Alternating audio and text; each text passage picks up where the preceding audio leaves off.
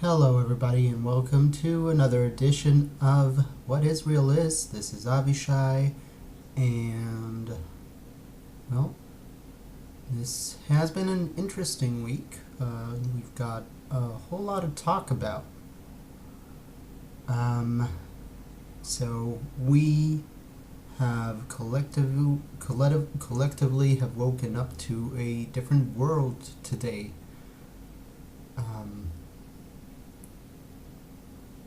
Britain, the UK, is set to leave the European Union. Now, I don't know if this is a good thing in and of itself. I do know that it is part of a somewhat worrisome trend, and one that, and this frightens me more than anything, I find a bit of glee in. I want to share something. I said it before, but every now and then, because I feel a certain way about politics, I watch videos regarding politics, and those aren't necessarily people I agree with. For example, I watched a couple of Milo Yiannopoulos' talks in front of students. Now, if you're not familiar with Milo, Milo is a very, he's an extrovert, and, like, he's extremely flamboyant, and he's extremely right-wing. And he has a charm. No doubt about that. He's extremely charismatic. And the reaction he manages to wring out of leftist students brought upon an extreme ideology. He got shut down some time ago, not before being verbally threatened and assaulted.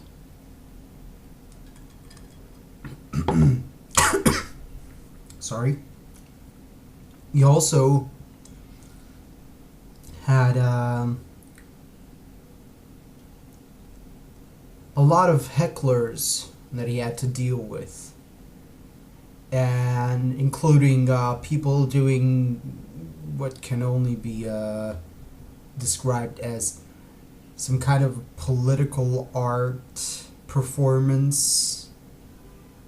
A couple of girls smearing red paint over their faces and then raising their fists in the air before marching out. And there is one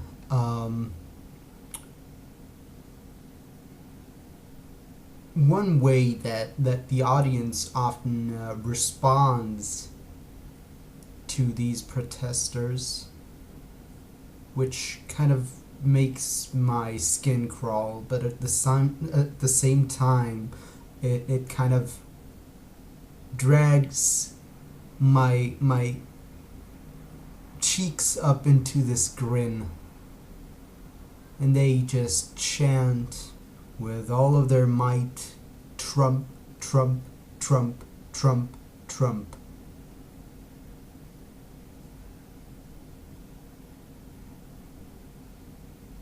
There is a causality here. it may not be clear cut. People don't change overnight. But I feel like Brexit, the referendum, and eventually the Leave Party winning, is very much a reaction to maybe not outright lies, but very much a sugarcoating of truth.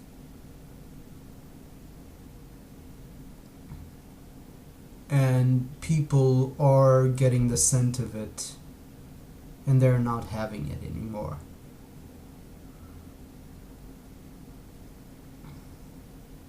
I can only hope that the left, wherever it is, and particularly in Israel, where the left hasn't seen the light of office in decades, wakes up and finds a way to revitalize itself and to exclude, separate itself from these branches of academic left which are tearing at the left as a whole and simply alienating everyone from the left.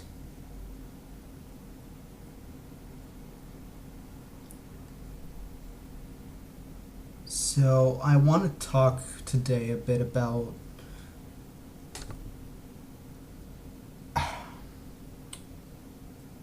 so there are two ways in which we think.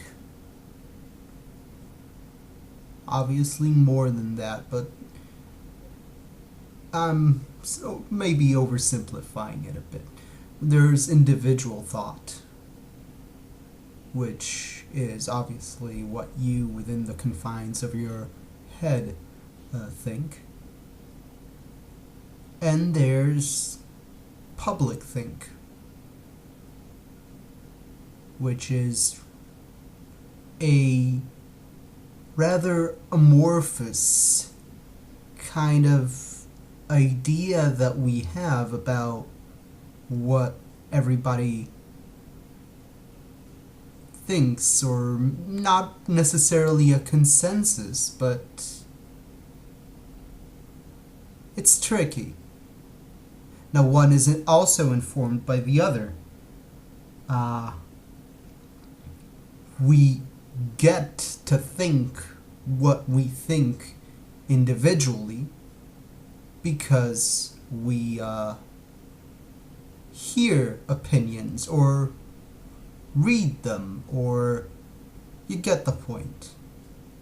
To begin with, we, as a creature, obviously we're a reflecting creature. We think about our thoughts, but we only get there, the way I see it, by having people reflect to us. You go, goo, and then your father laughs or makes a funny face, and then you smile because you made him smile, etc. And you get the sense that dada means father, or refers to him specifically because you do it enough times, and you observe that every time you utter that sound, he turns around and looks at you. And also he calls himself that. So all this is to say that we have those two modes of thought, or yeah, a collective kind of mode of thought, and an individual one. And the individual thought is essentially informed by the collective thought and by the outside world as a whole. And in a sense, the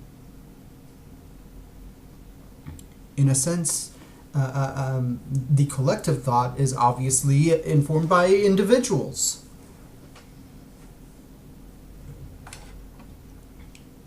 So, what I found about collective thought is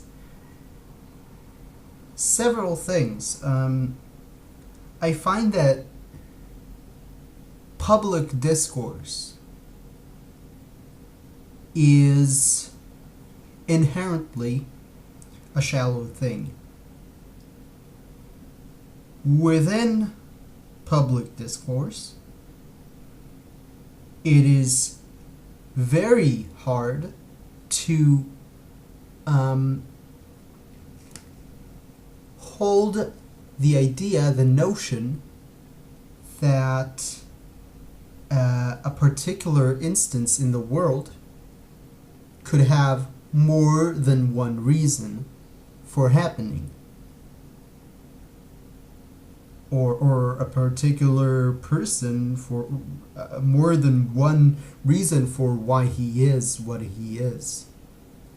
So, for example, Orlando, in the Orlando shooting,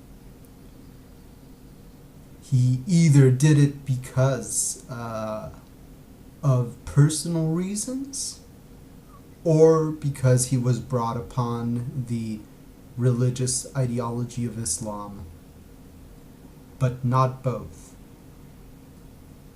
He either was a closeted, self-hating homosexual, or he was a straight Islamist. He couldn't have been an Islamist who was a closeted homosexual.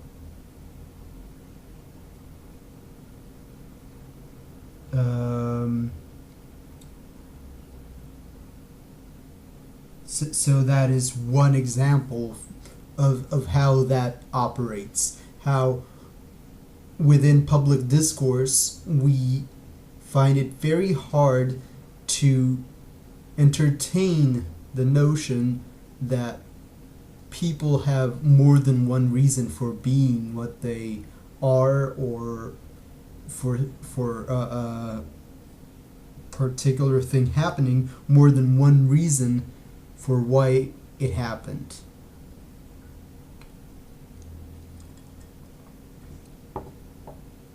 And another thing is that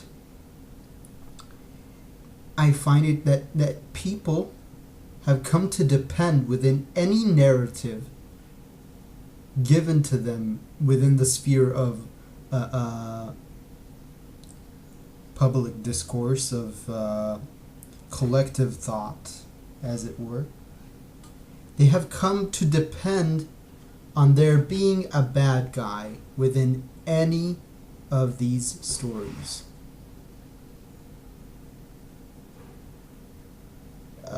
Obviously, that is infantile.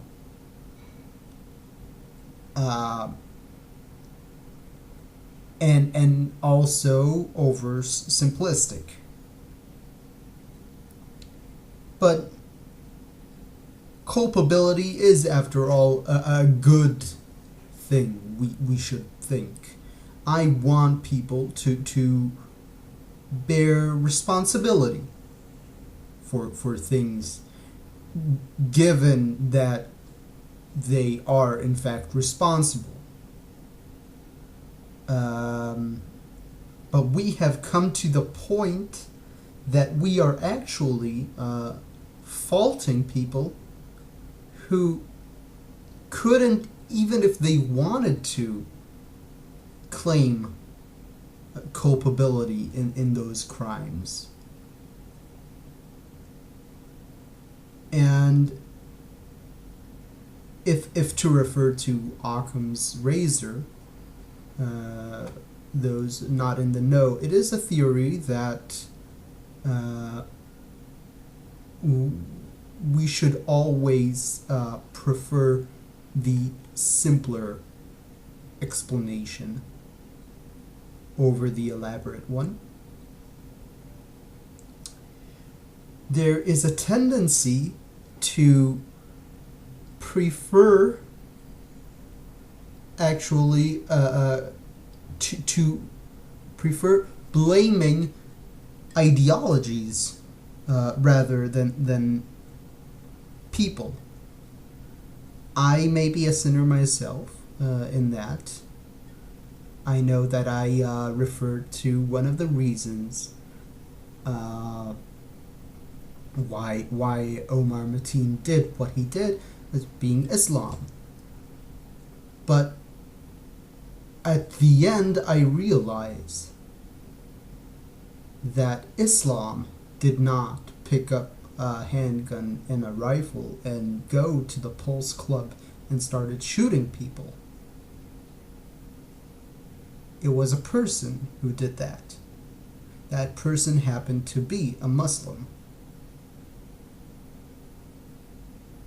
So again, this goes back to the whole point I made earlier about things having more than one reason for being. Well, we should not overlook the part Islam had to do with the ideology that drove him, or you know, the feelings that he felt while he did what he did.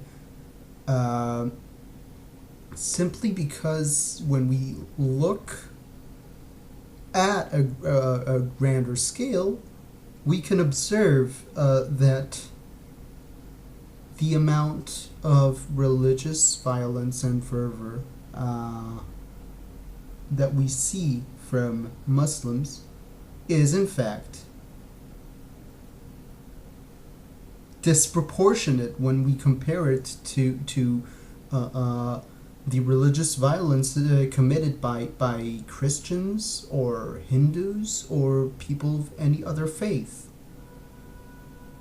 This is the point where people might give all sorts of anecdotal references, maybe to Buddhists in Myanmar and in Sri Lanka. But obviously, if you were to go down that route, you could say, okay, are Tibetan Buddhists the same way? Are Buddhists in Japan also committing terror or religious violence against other people of other faiths? We have nothing that is comparable. But as it is, and I'm going back a bit, I said about how within narratives that are told to us,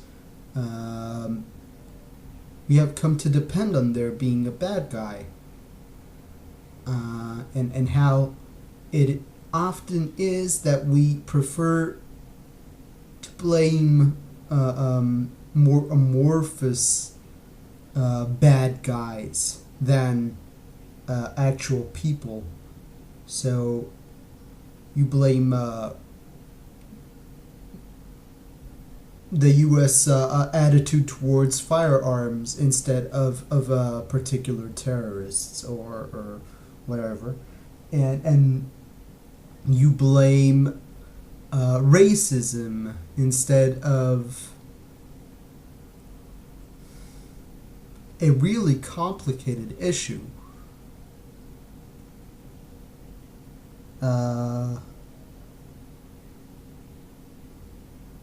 And in this narrative within the left, the bad guy has come to be the man, the white man, the Western culture. I know I've ragged a bit about Europe and the Western culture as a whole on this podcast, particularly for grievances which I feel I have with it. That is neither here nor there. With regards to, I don't feel like Europe is to blame for every bad thing in the world today. I do think, by the way, that a lot of modern Islamic anti-Semitism has been imported word for word from European anti-Semitism. That is, again, not to say that there wasn't anti-Semitism within Islam, as I already stated within the episode dedicated to that.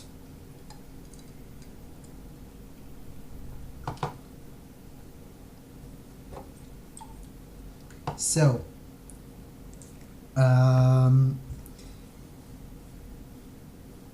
the white man. And more than that, the story is of the oppressive, imperialistic, advanced, cynical white man versus the poor, disadvantaged, honest, noble savage. Find it ironic, by the way, because the whole idea of the noble savage is part of an ideology that was ultimately imperialistic. The white man's burden, as Rudyard Kipling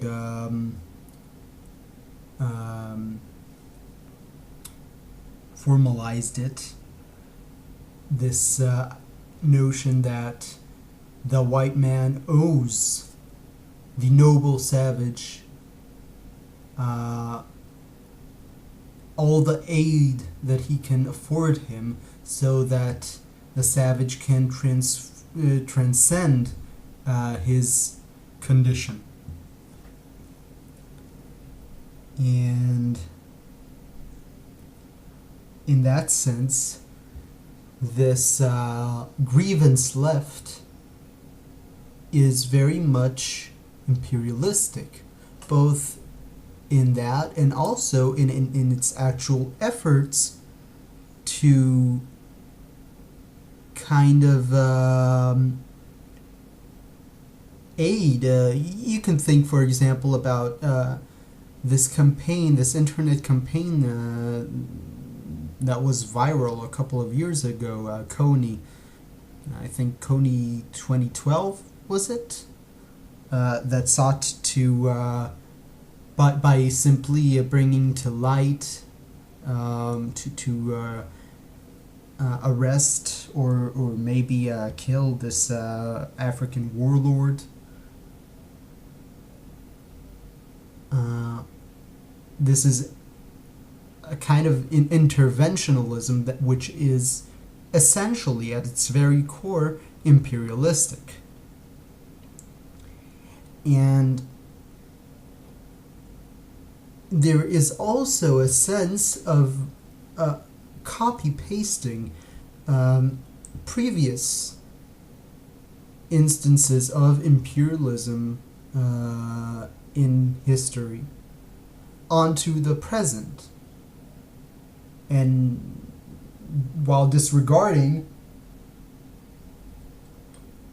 or downplaying the advances that Western culture has undergone since that time, with without any sense of cynicism or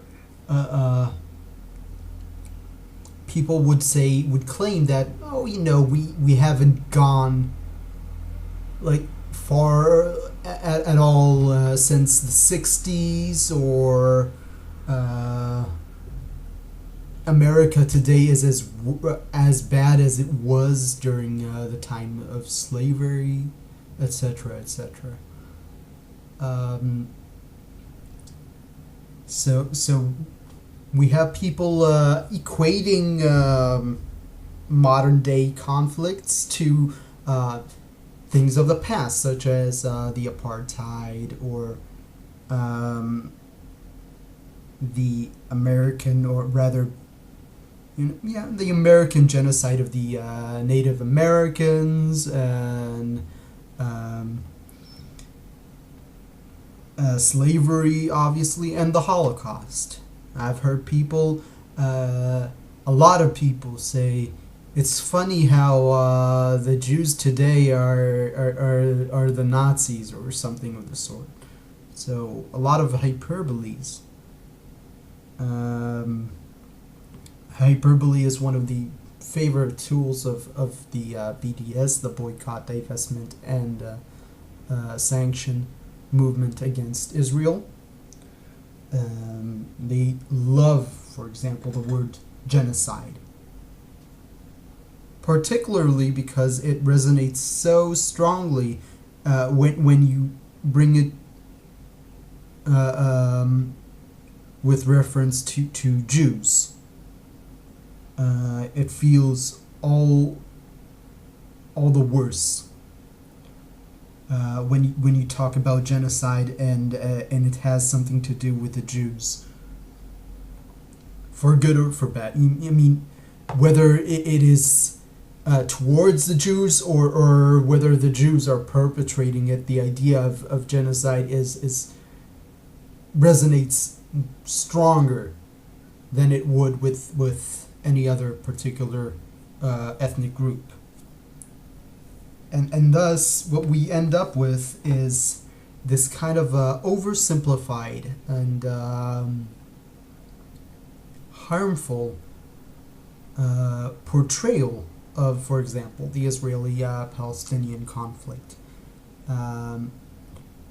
The Israeli society at large is reduced to the white man, and even a colonial power, though a colony of what, I don't know. They would claim it is a colony of the U.S. or the West at large.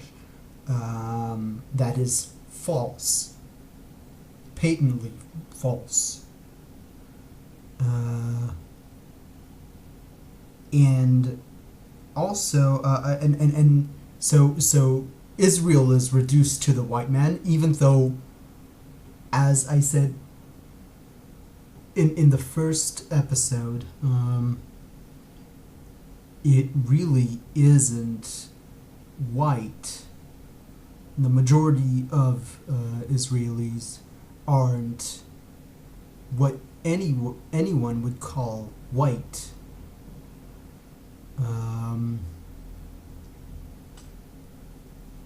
And the Palestinians, on the other hand, are the ultimate innocent, because there is no room for two bad guys in the story, and there has to be at least one bad guy. So they're the poor, the disadvantaged, the honest engine, while Israel is the haughty, the rich, the cynical white man. And that's all the public mind can afford to encapsulate. I feel like I started this podcast really with the intent of maybe challenging this oversimplification, this inability to think in a more nuanced way about not just the conflict but everything, because currently what we get is this ideology that is telling us this tired story of the evil white versus the noble savage, and then an insane reaction of ultimate jingoism with racism and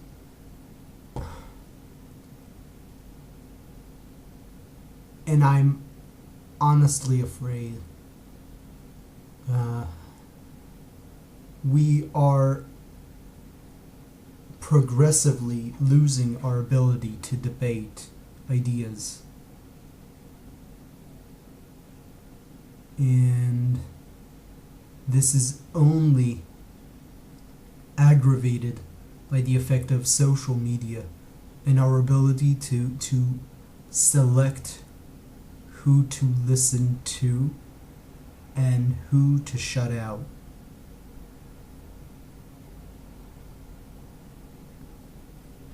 Talk to people.